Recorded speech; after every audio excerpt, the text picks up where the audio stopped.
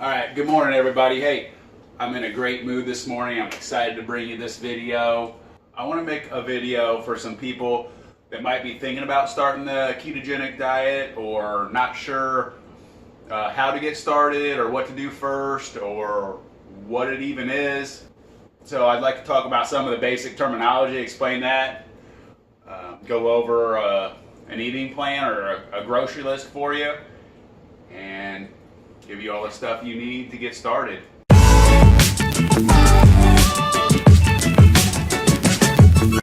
So there are a lot of reported benefits to the ketogenic diet. I'm not going to go too in depth on a lot of those. I know I can tell you personally how it helps me. I'm in a better mood. I can think more clearly. I'm not as hungry. I don't have the sugar cravings. So those three is more than enough to convince me to continue with this eating plan. So if we want to get started talking about some of the basic terminology, maybe explain, first of all, what the ketogenic diet is. The standard American diet puts you in a place where you're burning your carbs, your body's burning carbs or glucose as fuel. The purpose of the ketogenic diet is to get your body to burning fat or ketones as fuel. So how you do that is you severely restrict your carbohydrate intake and increase your fat intake. Your body will eventually switch over to burning the fat through a process called ketosis. So ketosis is the process your body uses to burn fat as its primary fuel source instead of glucose or carbs. If you're in ketosis, it just means that your body has made the switch over into burning fat as fuel. So you'll also hear the term getting kicked out of keto. So if you're kicked out of keto, that just means that you've done something, probably eaten too much sugar or carbs, and then your body switches back to burning glucose or carbs as fuel, effectively kicked out of keto. So that's what that means. A couple other terms that you might not be familiar with is the term macros. So if you have to check the macros or something, or you hear anything about macros, you don't know what those are. So macros just stands for macronutrients, which there are three macronutrients. You got protein, you got carbs, and you got fat. Those are the three.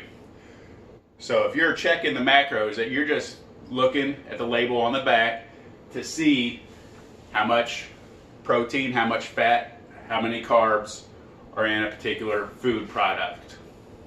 Another term you might hear and might be confusing to you is net carbs. So you got total carbs and you got net carbs.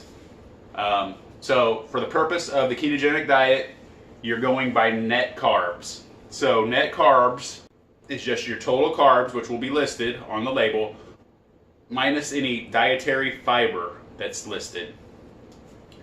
So if something has 10 total carbs and 7 fiber, then it only has 3 net carbs, and that's the carb that you count for the purpose of this diet. You know, basically, starting out, there are also something called sugar alcohols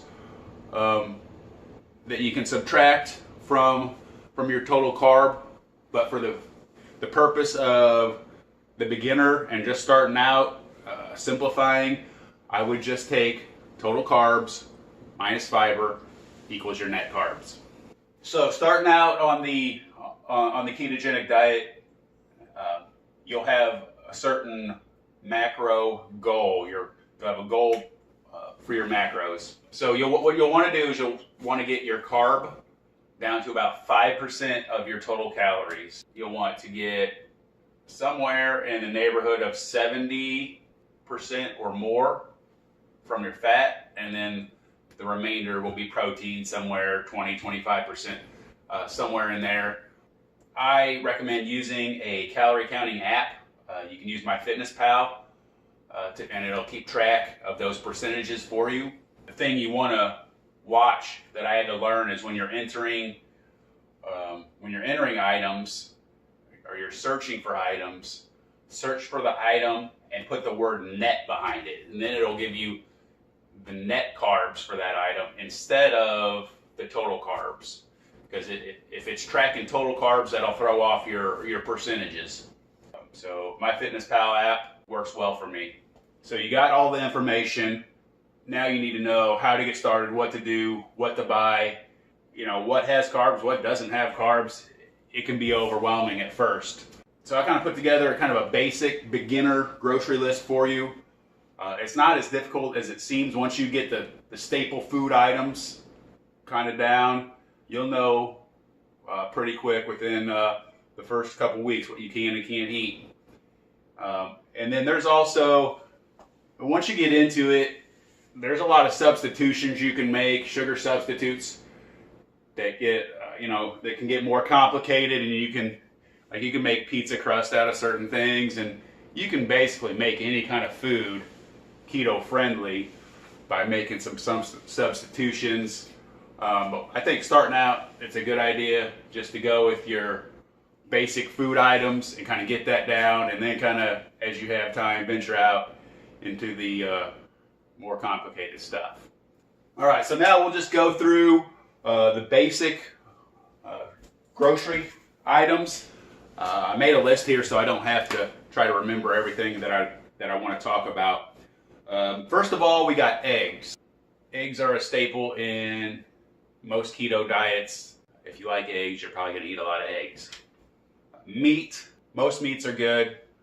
Bacon, beef, I eat a lot of pepperoni. Lunch meat's okay, you got to watch the macros. So when I say watch the macros, look on the back, make sure it doesn't have added sugars or carbs. So check the carbs on lunch meats.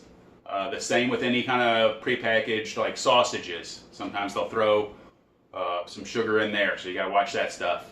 Pork, beef, you can eat chicken, but chicken's lean, so it's not going to have as much of the fat. So you just have to make up that fat somewhere else in your diet. Cheeses are good. I eat a lot of string cheese as snacks. It makes a good snack. I get shredded cheese. I get blocks of cheese. I have a lot of cheese in my fridge. Make sure you don't go for the low-fat stuff. I know past dieting habits might have you looking for the low-calorie, low-fat stuff, but that's not what you want on the keto. You want the full-fat version. See, nuts. I like walnuts myself. Most nuts are pretty good. You got to make sure they're not candied or honey roasted or that stuff. So again, check the macros, but just the basic nuts. I also like pumpkin seeds. I'll throw in that same category. Pumpkin seeds, if you check the macros, pumpkin seeds have a lot of total carbs, but they also have a lot of fiber, so that'll bring your net carb number down quite a bit. Your oils, like coconut oil is a staple in a lot of keto diets, or olive oil for cooking with. Avocados are a good source of the healthy fats, a good fat source. What I do with an avocado is I'll cut it in half, I'll sprinkle some cayenne pepper on it, and I'll eat it with a spoon. It's delicious. If you've never tried an avocado, give it a shot. Some people think they don't like avocados, but have never tried one. So try it out. If you don't know anything about avocados, purple and a little bit soft is right. The green ones, you can buy the green ones at the store, but just let them sit out on your counter until they turn purple and get a little soft. They'll have a seed in the middle, so you cut around it and open it up, and you're good to go. Okay, so vegetables are a little tricky, vegetables, because they do have carbs, but they do have fiber, depending on which vegetables you get. Rule of thumb is green vegetables are good. The vegetables that are on my good list are green beans, broccoli, asparagus. Those are three main vegetables that I eat. Mushrooms are also good if you want to throw that in the vegetable category, and cauliflower is good there as well. There are certain vegetables you don't want because they do have a lot of sugar and carbs.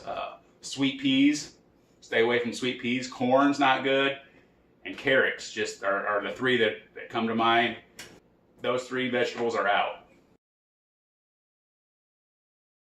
So one of the trickier things for the keto diet is coming up with snack foods. I mean, with eggs and meat and cheese, you can come up with meals, all kinds of different meals, but it's the snack food that can be tricky.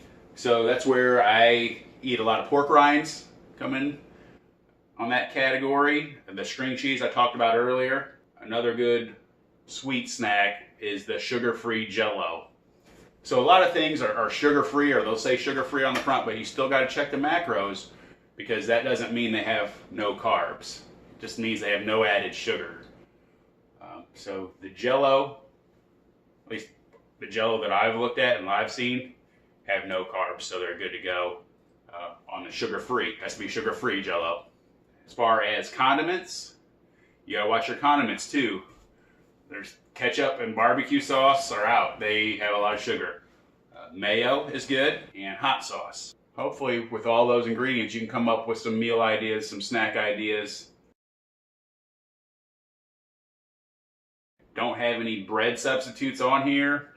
I know that's difficult for a lot of people. You can get some low-calorie tortillas, and there are some recipes, once you get into it a little more, on some zero or low-calorie bread you can make. One that I tried one time involves egg whites, cream cheese, and baking powder, I think. It's called cloud bread. Look that up. That's a good bread substitute. I might do a video on that eventually. So that's all I got on my list. Hopefully that helps you get started. Maybe I should talk about some of the things you need to watch out for. Beef jerky. Most beef jerky you buy at the store is a no-go because they put sugar in it for some reason. I did find some bacon jerky. That's pretty good. Or some like little, here, I'll show you. I got these hot and spicy little sausages. And again, with sausages, you got to check the macros, but these ones are pretty good. This only has 1 carb, 0 fiber, so that's 1 net carb per serving. So that's not bad. You have to watch your milk, because milk will have added sugars. Obviously, potato chips, anything potato based is out, anything flour based is out, anything pasta, rice, all that stuff is out. Any kind of drink, you have to watch your drinks. Most drinks that have calories is from sugar. So you can have diet soda, you can have your 0-calorie Gatorade or Propel or whatever. Just watch your regular non-diet drinks. Any fruit juices out, that's a good, that reminds me, fruit for the most part is out. I love eating apples. Bananas, nope. Apples, bananas, oranges, basically all fruit. Starting out, you can just make a rule of thumb, no fruit. It doesn't have any added sugar, but it does have carbs in the form of fructose, which is a sugar and will cause an insulin spike and kick you out of ketosis. What else do we have to watch for? Sugar in your coffee. No, use stevia. As far as sweeteners, there's 3 go-tos for me. Stevia, erythritol, or monk fruit. And if I don't have any of those, I will use Splenda or sucralose. So basically what you'll want to do is you just have to get in the habit of checking the label or checking the macros on everything you plan on eating, because those carbs hide everywhere. That being said, I think it's worth it. I hope you give it a shot. Any comments are welcome. Subscribe to my channel. I plan on doing some more recipes, grocery hauls, stuff like that to help you out. I'm glad I tried this diet. I feel great. If you're trying to lose weight, I am confident you'll lose weight. I'm confident you'll feel good. Give it a shot. I'll see you next time.